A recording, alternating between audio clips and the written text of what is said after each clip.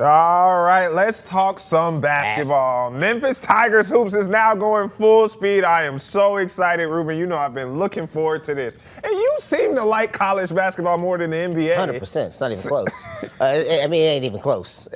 Even though it's early in the season, we do want to break down what we've seen so far. And to answer your question, I will watch a college basketball game anytime over an NBA game. I know. Show me somebody who wants to play defense. Okay. And that's what I'll watch.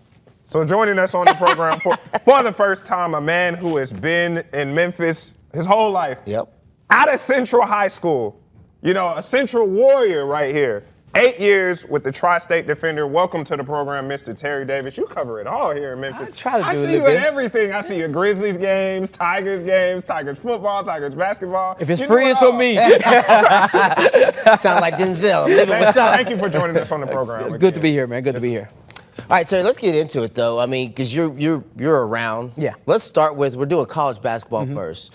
What are your thoughts on the Memphis Tigers men's basketball team right now? You know, unlike last year where this team just gelled it and molded early and just sprouted like a flower, this team is going to be like a slow mo. They got to figure out who they are. They got to figure out what roles everyone has.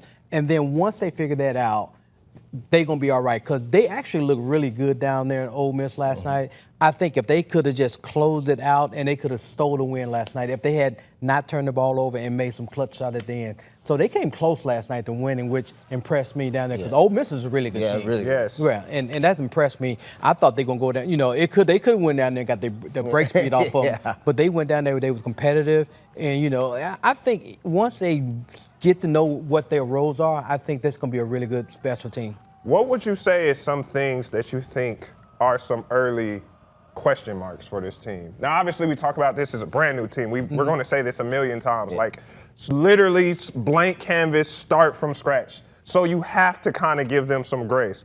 But what are some question marks you see before I say mine? The biggest question marks now is consistent outside shooting. If they can nail down more outside shooting, not just the three-point range, even just the mid-range, if they can just shoot the ball a little bit better, that'll open it up for this team.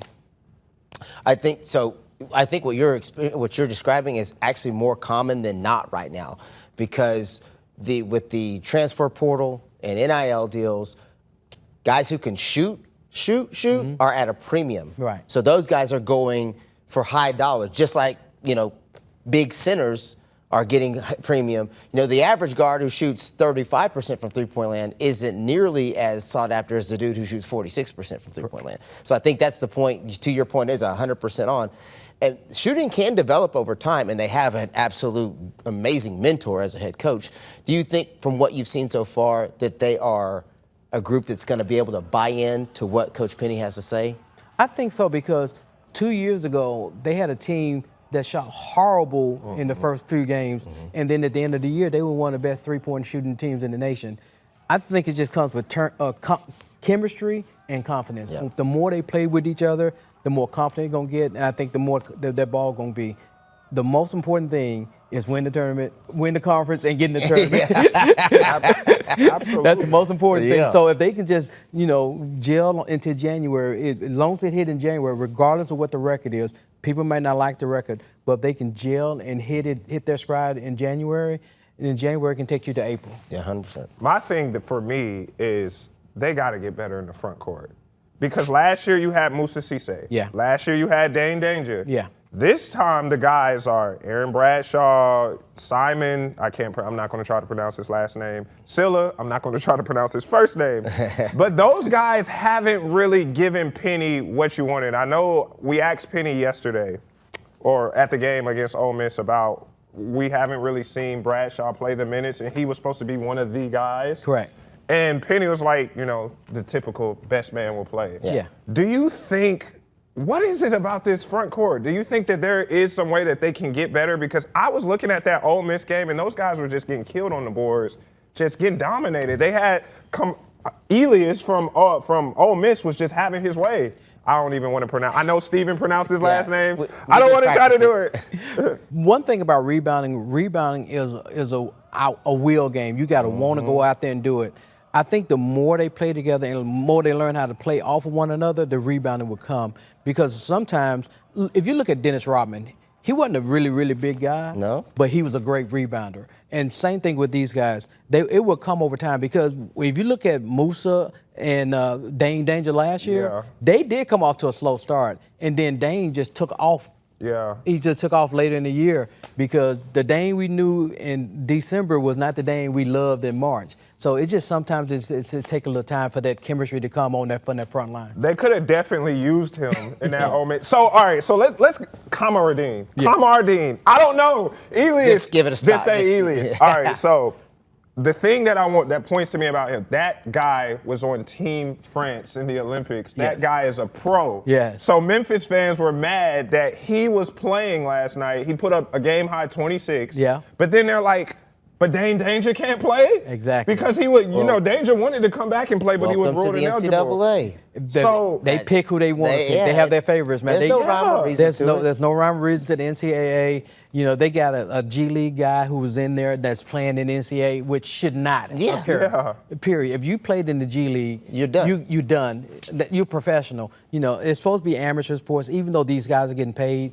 You got to have some rules and standards, but there's certain rules for some schools and other rules for other schools. And you're seeing it more and more from last year. It's just going to continue to get worse because all that's really happening is people are finding a way to get around the rules. It's Exactly. the loophole thing. To your point about the bigs. Yes. You guys call it front court. I always call it the bigs because I was a point guard. For the bigs, I have always said it takes longer for bigs to develop. Mm-hmm. So it takes longer for the bigs to adapt to the speed, to the physicality, to the pace, and to where they need to be on the court because sometimes the bigs get in the way. You're trying to make movements and drive and and you got a big dude who just doesn't know he's not supposed to be in that spot. So to your point of staying together, playing together, that will get better. Some of that is just development that takes time over the course of the time. But when you watched the Ole Miss game last night, we put up some of these numbers. There were some real bright spots. 4 people had double figures. Yes. There were 20 assists and just 7 turnovers. Yeah. To me, that's probably the 7 turnovers is like a ring the bell, bro. Like that's a great number. Yeah. Penny actually said that they got everything they wanted. They just couldn't execute. Right. They just couldn't hit the mid-range shot and the open shot. If they had made more shots on the outside, they would have stole that game and been 2-0. And they just couldn't get the stops. It seems like every time they got within striking distance, Ole Miss will hit them. Yeah, exactly. And that's what a good team is. Ole Miss got some players back. Memphis got no players back. Ole Miss got So they were actually able to close the game out, and that's what a good team does. And I think once they learn how to close a game out, they have a game next Sunday against Josh Pastner. So that right there, they will get their feet wet before they get into the nitty-gritty of the Bahamas.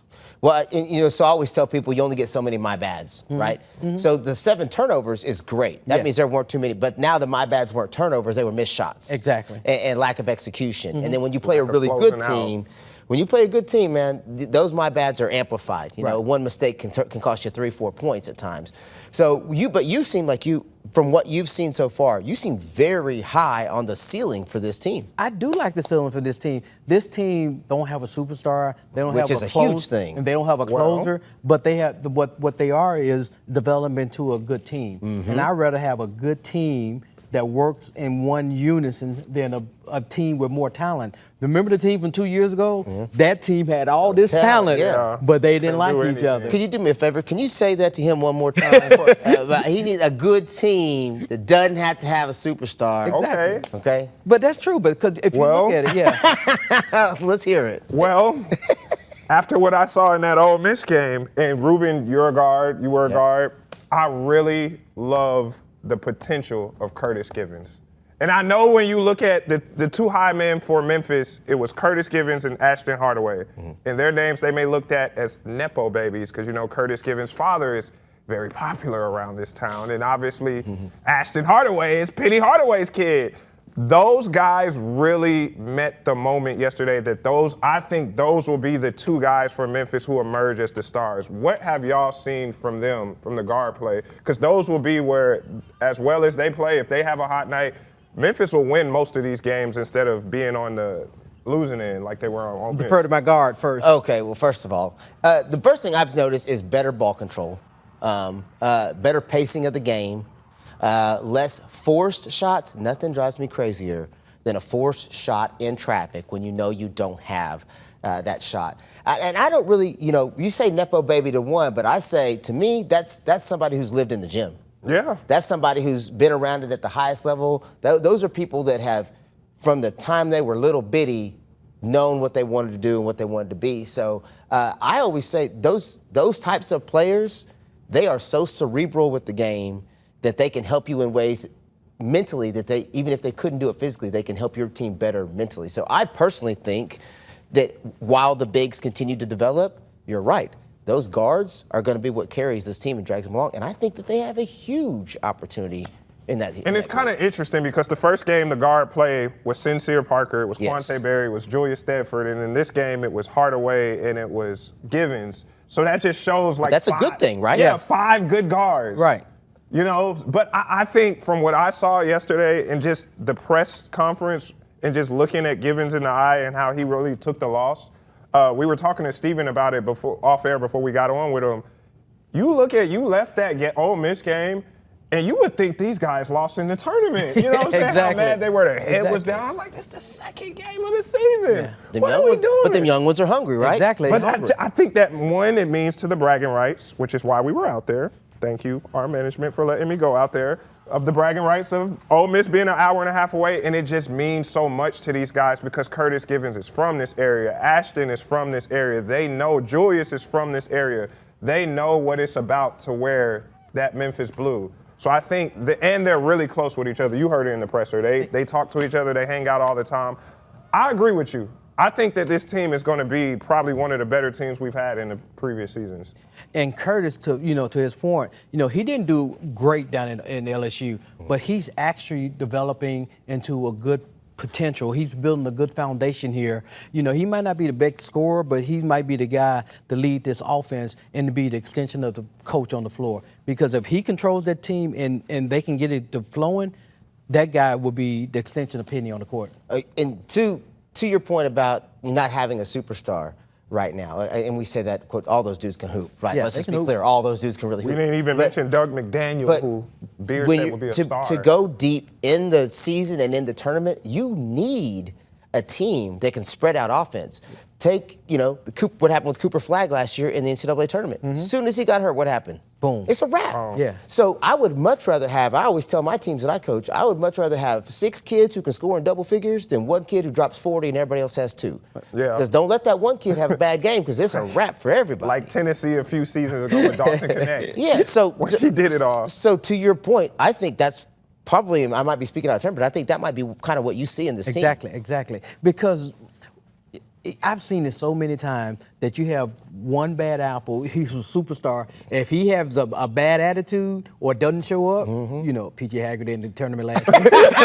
But, it can really ruin your team because if you're not completely focused and you're not bought in, and I think all these guys have bought in because there's no ego on this team. No one's worried about how much money no one else is getting. Everybody is wanting to do one thing, make it to the tournament and make a good run. So as long as they stay on that page and stop listening to the drama, because Memphis, the drama is sports talk radio, and they love talking Memphis Tiger basketball, and they will talk about Memphis Tiger all season long, and it's not always good. Yeah. Now, last thing before we move on to our next thing, like you were there at the presser where Penny said he leaked. You talk about that sports talk radio. He leaked some quotes because he knew that the players were going to listen to it and motivate it.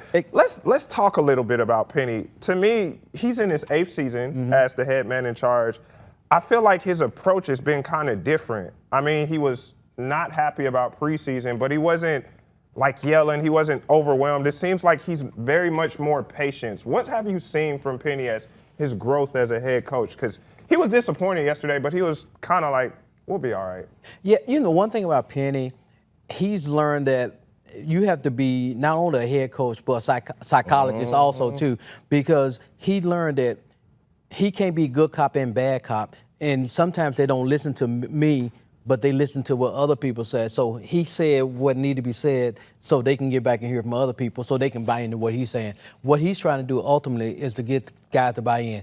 Because with Penny, he always, the first 2 games, he said, okay, y'all go out there and we're going to roll it out. That's to come here and roll the offense out there. He wanted to see where you guys are going to try to win on your own and as a unit without me telling you or giving you direction. So then he can figure out who are really there and who are really the dogs. So what Penny really wants is to find out who those dogs are on his team and the guys he can trust at the end of the day. I really liked his quote that he said at the start during the preseason, where he said, right now my best players aren't my hardest workers, and my hardest workers are not my best my players. best players. Ooh.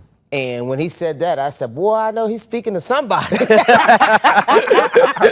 didn't say anybody's name, but he said it. And as somebody who's been around basketball, coached basketball a ton, I can tell you right now, that is one of the hardest things to understand is how you want to be the best and you don't work harder than everybody else. Exactly. Well, you don't go anywhere. We got more basketball to talk. Yeah. And this next subject could get sensitive.